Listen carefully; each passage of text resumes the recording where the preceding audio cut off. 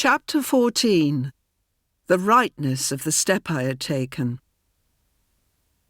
Travelling to Crimea, Mary was extremely fortunate not to have to share the terrible privations of the sea journey to the east experienced by the British Army wives who had been brave enough to venture there with the transport ships the previous year.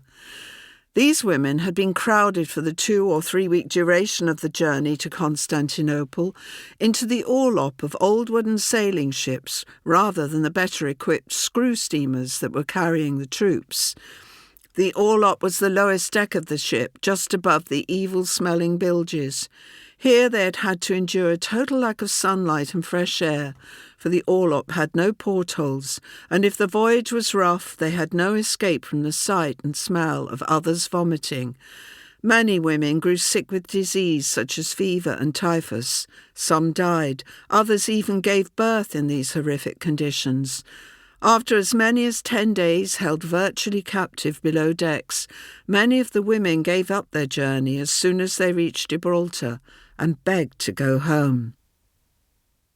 Mary counted herself a good sailor, and she had no complaints about her own sea journey to Gibraltar, where the Hollander docked on 23rd February for a brief stopover.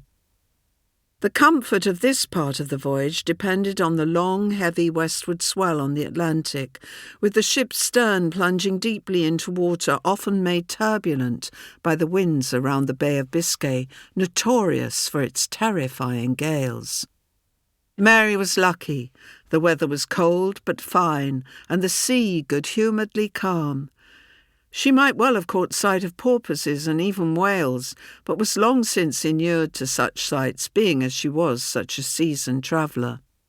Though when the ship sailed down the coast of the Algarve, she did go up on deck to view the bare rocks and white walls of the ruined convent at the Cape of St. Vincent, and to the east of it, beyond Cadiz, the long bay where the Trafalgar's fight was won.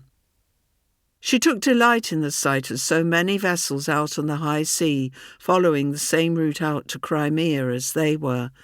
As the ship approached the Straits of Gibraltar, Mary's conviction